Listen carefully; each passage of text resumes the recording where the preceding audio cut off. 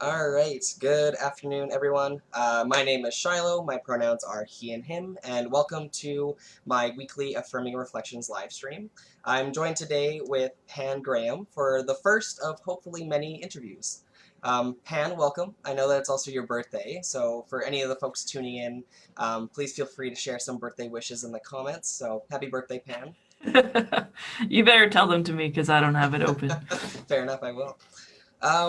So I guess to start off the interview, the topic today is interview with a seminary student. So to start off, Pan, why don't you start by telling us a little bit about yourself? I know many of the viewers probably already know who you are, but I'm sure that there's many who don't. So please tell us a bit. Sure. Hi, my name is Pan. My pronouns are they, them. They, them, their, theirs, to be full and precise. I am 33 today, woohoo, and I currently am residing in Minnesota, going to United Theological Seminary of the Twin Cities. And we'll get more into that particular school, but that's what I'm doing with my life right now. I have been interested in the United Church specifically all my life. I've been a member, and in the last decade or more, I've gotten really interested in nature, elements of spirituality, and focused the latter half of my university studies on trying to incorporate nature and spirituality and into community, and spent some time in the UK as well. Also really excited about the possibilities of nature-based spiritual practices. So I got a little bit into druidry and pagan style type things. And I'll just give a shout out to Melissa. I put the glasses on, but it's incredibly dark here. It's been really sunny, and now it's raining. So I'm gonna swap glasses. While you do that, we have a happy birthday from both Richard and Brittany. Oh, thanks, Richard. I'm imagining the cake that we had for your birthday, Richard, and how delicious that was. And hi, Brittany. Thank you. Nice to know that we have viewers. I can't see you. Yes, we have a few. All right. For folks that are tuning in, feel free to throw any questions in the comments, and I can definitely ask those to Pan. But we have a few prepped already, so I guess we'll just jump right into it. So you're in Minnesota. Why did you choose that school in particular? Well, I had been looking at United Church theological schools across Canada, because that's part of the United Church of Canada stream. You go to seminary, you go to school, and I wasn't feeling particularly excited about any of the programs or schools themselves in Canada. And the United Church itself, the structure of becoming a minister isn't necessarily specifically what I want. It's not my end goal. My end goal is to do more outdoor ministry. But I wanted an MDiv, Masters of Divinity, because that is the route to ordination, and ordination is kind of like the top level certification. You can get a doctorate in ministry and stuff like that, but if you want access to being a spiritual leader in the widest capacity, then a Masters of Divinity is the way to go. And I had been looking at Atlantic School of Theology in Halifax, as well as Vancouver School of Theology in Vancouver. And after some deliberation, decided that neither of those schools were really where I wanted to be. They didn't have the compelling programs, or additionally, I didn't feel super welcome, or not necessarily welcome, but encouraged as a queer person to be in that space. And specifically, I was looking for a looser type of Christian perspective that would allow me to incorporate a lot more nature or pagan resources. So I actually stumbled upon this school in particular because my partner is friends with someone who does admissions at the school. And so we got chatting about this time last year. And I was like, wait, people would acknowledge my pronouns, and there are other people like me at this school, and there might be people in nature like ministry. Amazing. Okay, I will think more on this. I didn't really think that much more on it Right. until COVID. And then with the border closures and my partner not being allowed in Canada, I needed a more concrete reason to I needed focus. And so I circled back around basically to seminary and was like, I guess this is something I could be doing with my life right now, and applied and got in, and now I'm sort of trying to figure it out. Nice. But basically, the things that really are exciting about United Seminary is that it's a very diverse group of students, and from all different denominations as well as outside of Christianity. And the instructors and the professors are also pretty broad thinking. And I've heard, like, just in this first term, so many words and ways of identifying yourself as a type of believer than ever before. Like, look up naturalist and universal Unitarians and like all the different nuances of what people claim themselves to be or what practices they follow.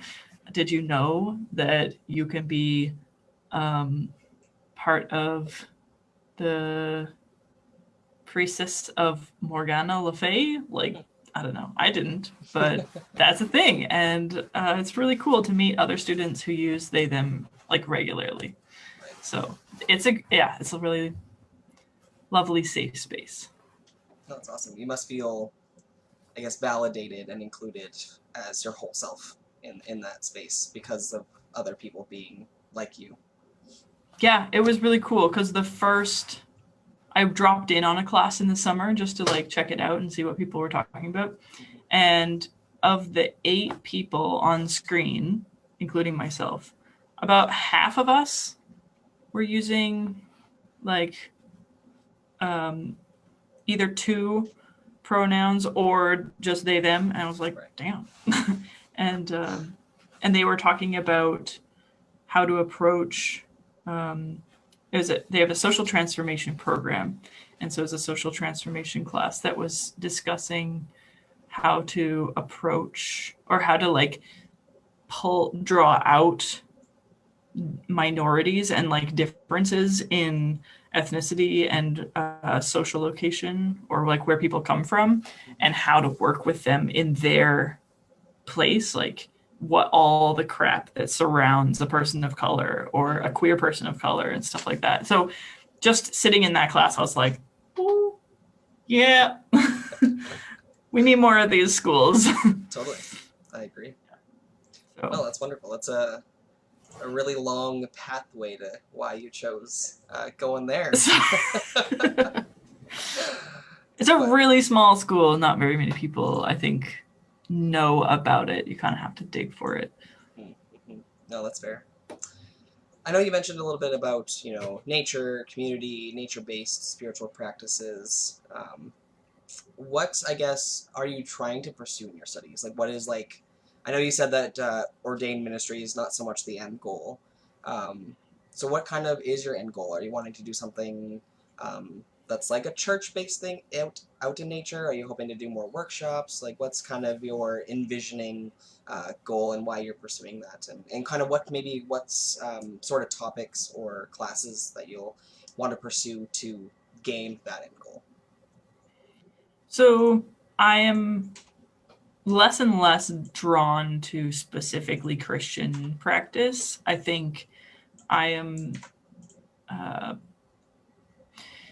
I'm still exploring the different denominations and the different non-Christian opportunities there are, simply because the people that I'm trying to reach are those people who aren't churched, Mm. and aren't looking to be churched. I'm trying to give people an opportunity to connect with a deeper essence of just being in the world. And I don't have I mean, I do have dreams. I have like big, you know, big end goals, I guess, that will require a lot of different tiny steps in the meantime.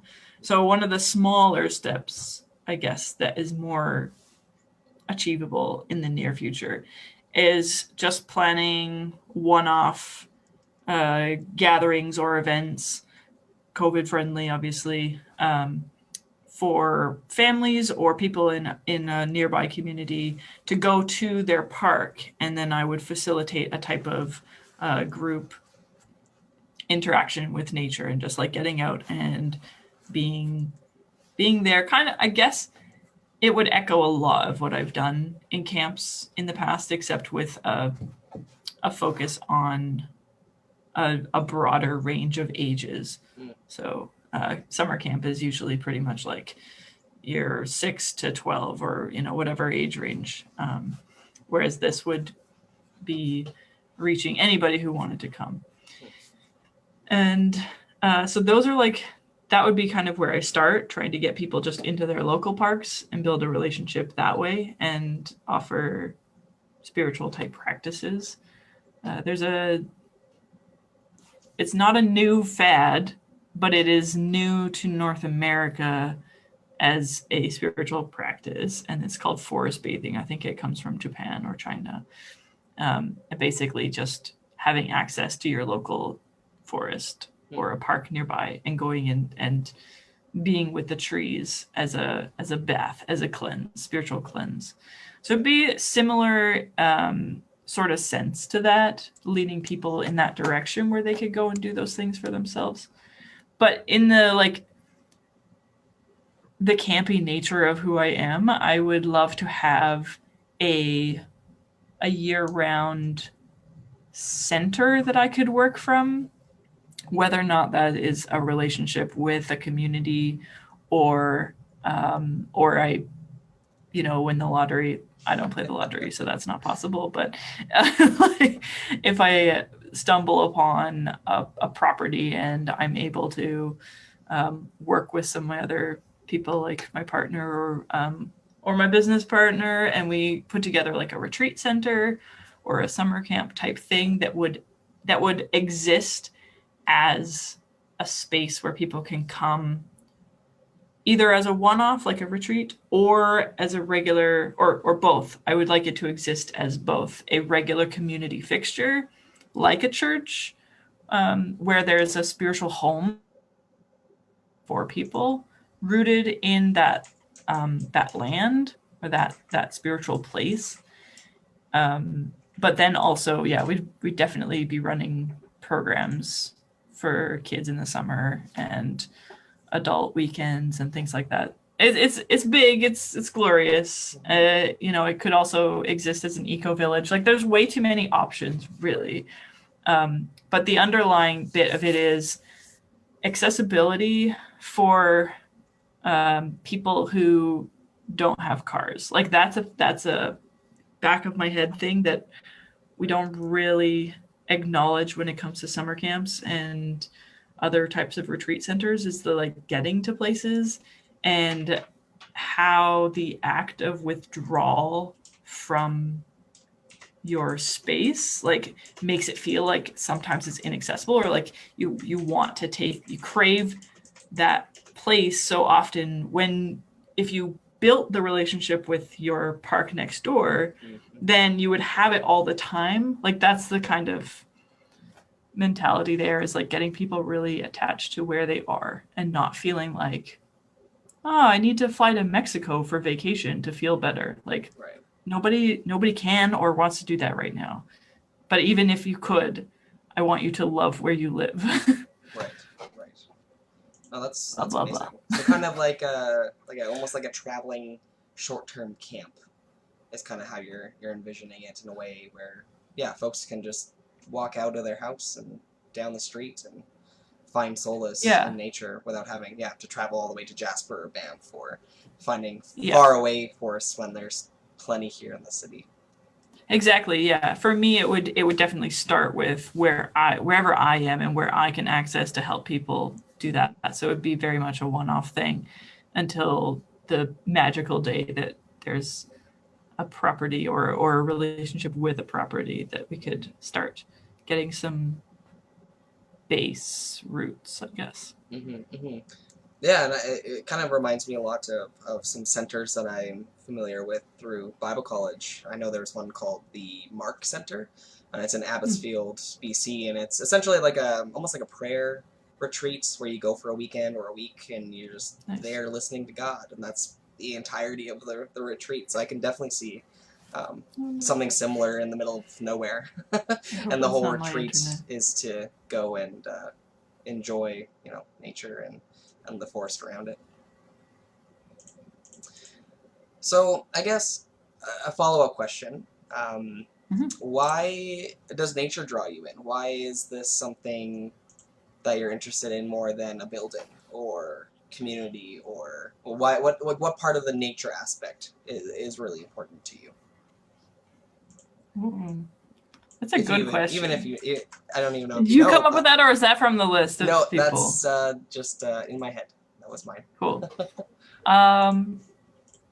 Well, I put like a little caveat. I do love old stone churches and cathedrals. Like, I think that buildings are very awe-inspiring and impressive. But the problem that is that they are often very cut off from nature, and they're like a very structural reminder of somewhat confined thinking and detachment at times. Some places are really cool that there's like tons of windows and tons of indoor plants used in buildings, or even plant and vegetation motifs have been, built into the wrought ironwork or carved into the stones and stuff like that. But generally, I think the thing that draws me the most is just that I do really love trees and moss and like feeling the connection myself. And most of my like really powerful spiritual experiences have been outside.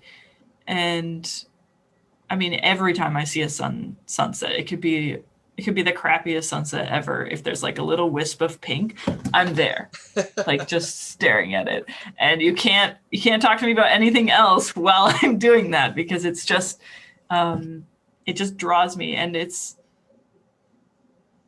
fascinating when you do get together with other people who are sharing that same sort of experience. And I know that this happens in song and music. Like, there's a lot of other connections that bring people together that have no direct relationship with nature in the like very narrow-minded view of like trees and plants. But it's just, I think it comes from my times outdoors and at camp that I have meshed those things together. So when I first started working at summer camp, I was the person designated with the most experience, as like I was the Christian, I guess, and working at a Christian summer camp or United Church camp. My first year at Surprise Lake Camp in Edson was in 2007, and that year we didn't really have anyone who was signed up to do program leadership or spiritual development. And so they just sort of like inserted me, upgraded me from the counselor that I had been signed up for. And that the rest is history. I have never actually been a counselor at camp. I have only been program or spiritual care, chaplain type positions. And so I have the opportunity to see all of the fun, exciting activities outside and then layer in the spirit part of it. And it's been just really fulfilling when I have been able to do that successfully. So, and now I'm just like, more. No, that's fair.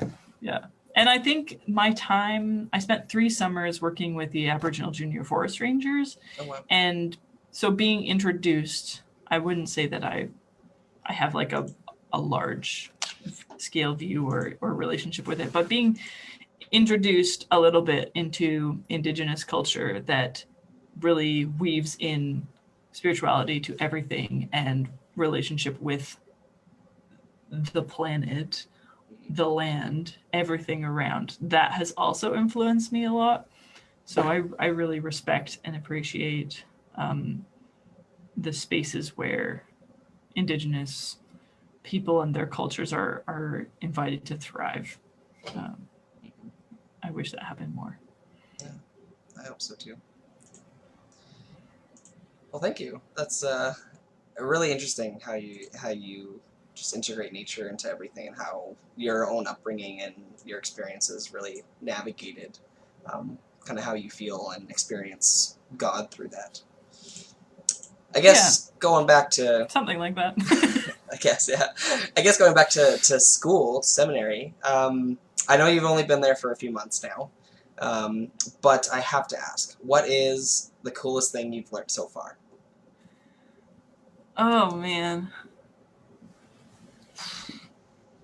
the coolest thing that I've learned. Oh. And Or now you're making me think about what I've learned. Um, I'm in 3.5 classes. The half class is like queer theology, and is really intense, like academic level. It's an optional class, but it's pretty intense. But I've enjoyed those readings because they get really into the meat of like being queer and right. bodies and stuff. Um, but I can't necessarily pull anything specific from that class. I'm also in um, my 3 like core classes are formation, spiritual formation, or foundations of leadership. It has, I don't actually know the names of all these ones, but it's like a basic get to know yourself and what's your Right. purpose, and like break down your uh, beliefs so that it's more meaningful and profound to you. So that's really interesting. And I'm in a chaplaincy class, like introduction to chaplaincy, pastoral care type thing. And then my third class is theology, kind of an introductory to theology and religion class. And they're all equally fascinating. If there's one thing that I could pull out that is exciting or cool. What's the coolest thing you've learned? Um, I think the coolest thing that I have experienced is just how diverse the student population is, and how important it is to create space for diversity and listen. And so, like, creating silence as well as a positive thing where other voices are able to be heard. And I probably have learned more just from conversations with other students um, in conjunction with the lessons and stuff. But yeah, I don't think I could pick just one thing. No worries, no worries. No, that's Did you read that article, the Garden of Eden one? I have not Yet? yet. Oh, It's okay, still on my list. it's a good one.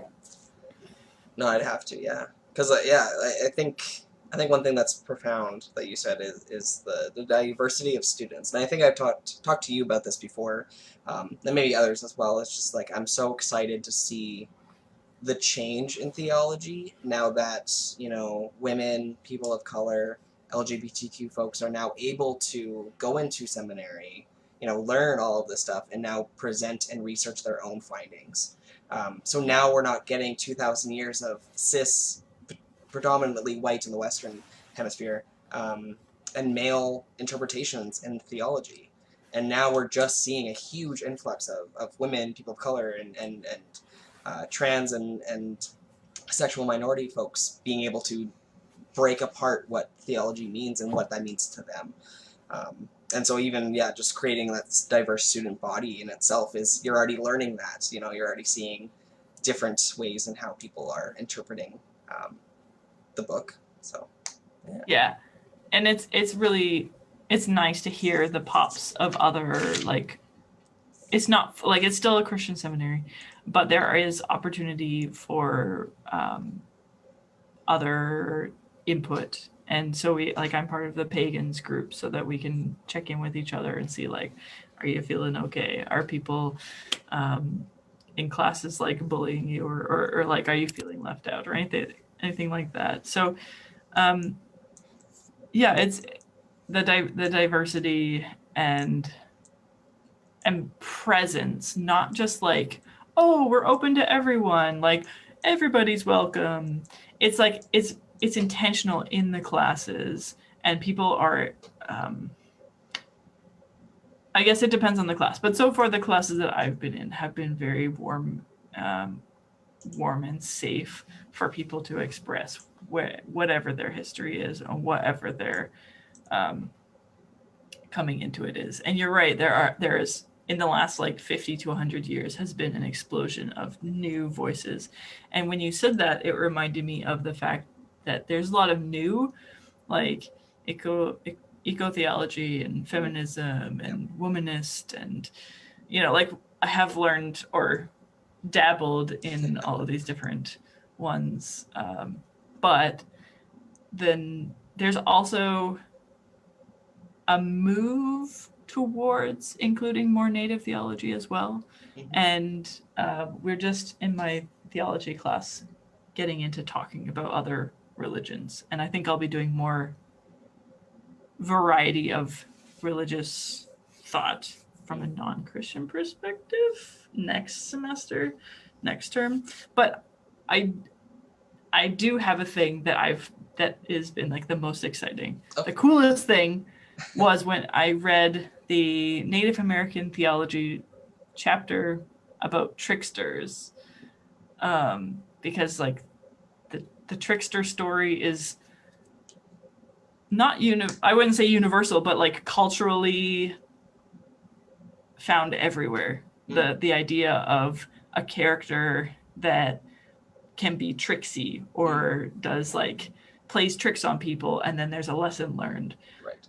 Like Robin Hood is a trickster, steals from the rich, like that's a trick, but does a good thing and like heals the people. So that was my favorite thing to read, and I tried to write a paper on it, and there just wasn't a lot of theological based writing on trickster, so I'm hoping that I can discover more in the future. But yeah, that I really liked the trickster concept because they drew it into the character of Jesus as well. So Jesus as a trickster, Jesus playing tricks on people, like turning water into wine or walking on water or healing people, like, and just, walking away. Those sorts of motifs are, I think, really powerful and a good place to sort of bridge connection. Anyway. No, that's wonderful. Yeah. I guess that kind of segues into the next question of what aspects of your studies are you enjoying the most? I guess kind of my hope for this question is kind of what part of learning are you enjoying? Is it the readings? Is it the interactions with your professors, with the students? Are you doing any field trips? Are you going anywhere? I mean, COVID is probably not allowing you to do that at all, but what kind of aspects of seminary are you enjoying the most? I am not going on field trips. I have met all of 2 of my classmates in person because some of them are across the country even. Oh, okay.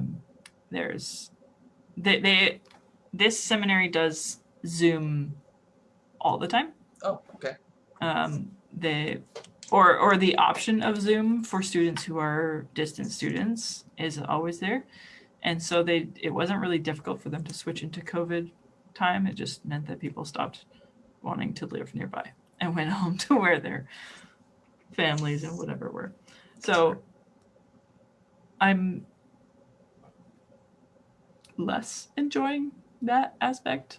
Zoom is not my favorite way of learning, but um, but neither is reading. So what is it that's making that's I think being in class is actually quite exciting because that is where the majority of conversation happens with my classmates. That's when I get to see people face to face, and that's when we dig into whatever we're reading. And we often will get put into little breakout rooms to talk in smaller groups and discuss stuff.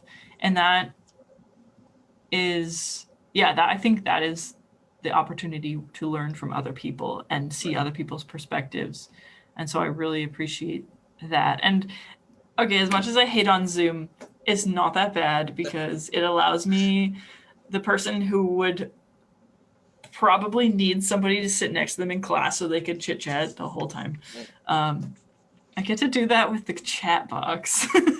That's true. To a certain extent. So I could be like, ooh, I saw your cat in the background. And yeah, so that is, I look forward to my classes. I don't necessarily like how much sitting is involved and am just being attached to my computer, but it works out. Yeah, that's fair.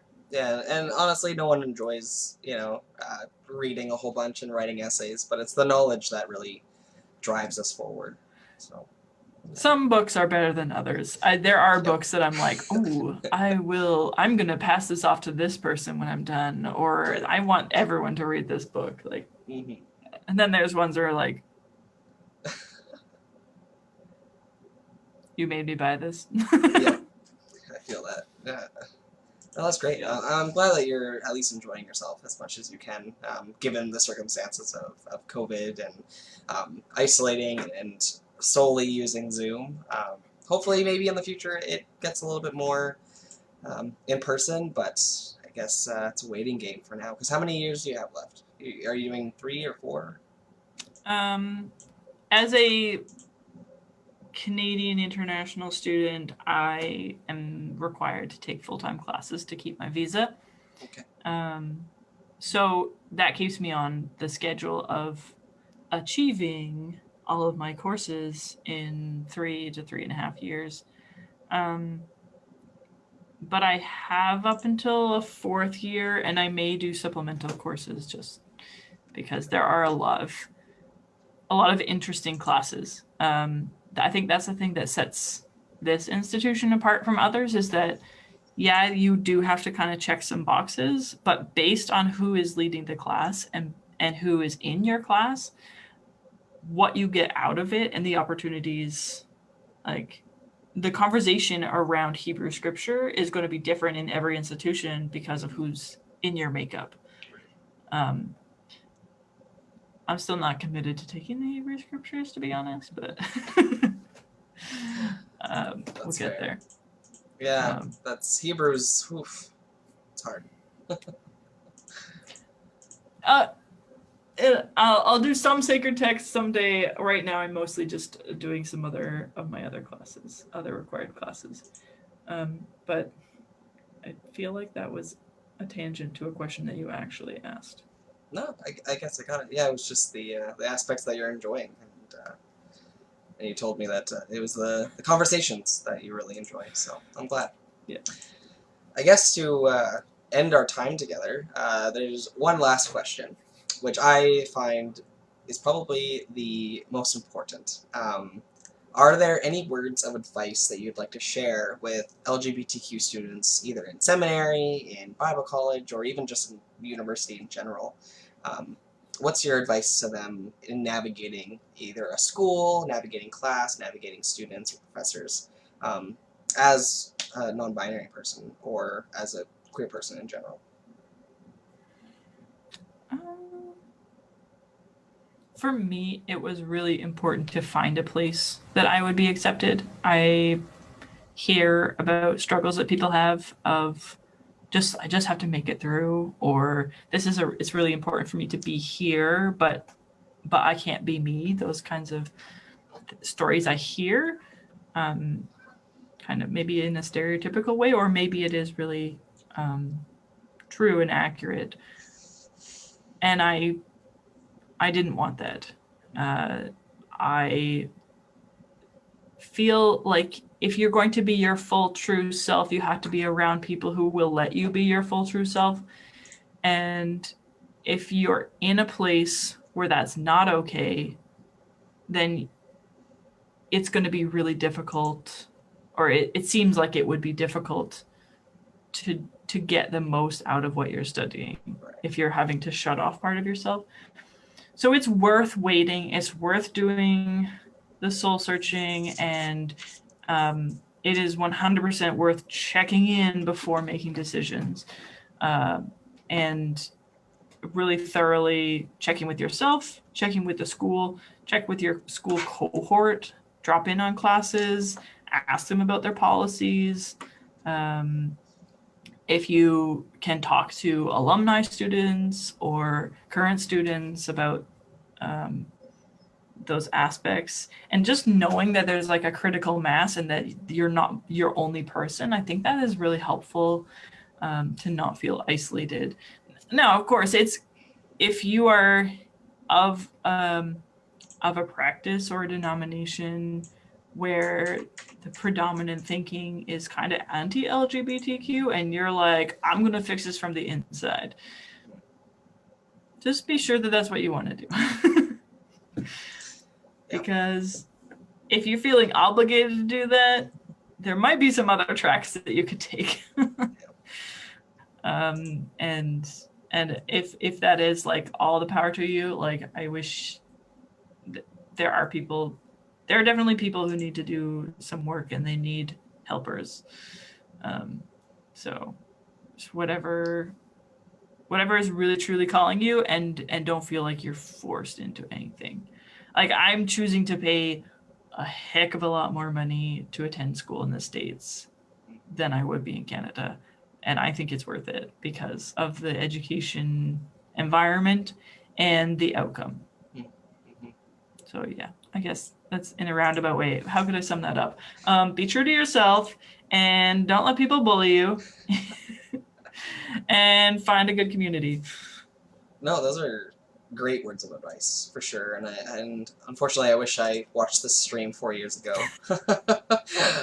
when going into my own studies, because yeah, I had that exact same experience of being the token queer, being the person changing it from the inside out, not being able to be my true self, and I missed out on a lot of things because of that. And so I'm really glad that you were able to have that knowledge beforehand and to really put yourself first, and really take the time to wait and find a space that you can, use your full potential, especially because you're paying for it, like you're paying a lot of money for school, and to, not have the full potential of all your learning and all of your experiences, I think is downgrading your own life, when you can wait and find a space that will allow you to be who you are.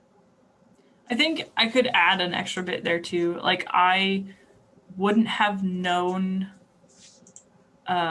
specifically what the feel of certain schools are without talking to one of my friends who's also a ministry candidate.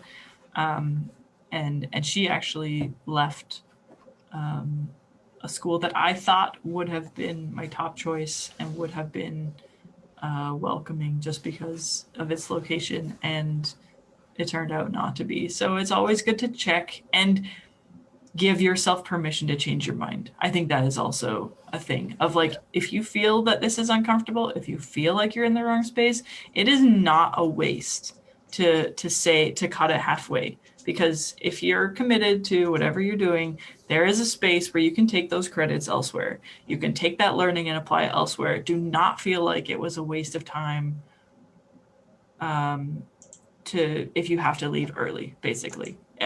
Like just self-care. You are not a punching bag for other people. Oh, that's great words of advice. Well, thank you for taking time today to chat with me a little bit about your experience in seminary and your experience, being an LGBTQ person and pursuing religious studies, theological studies. And thank you for taking time out of your birthday Hey, to, this is so fun, to chat with me actually. and share it with folks from Robertson Wesley and many others who might be viewing this either now or later on in the day or the week. I really appreciate you joining us, Pan, so thank you. Was there no questions? No, there was another happy birthday, though, from Karen. Thanks, Karen.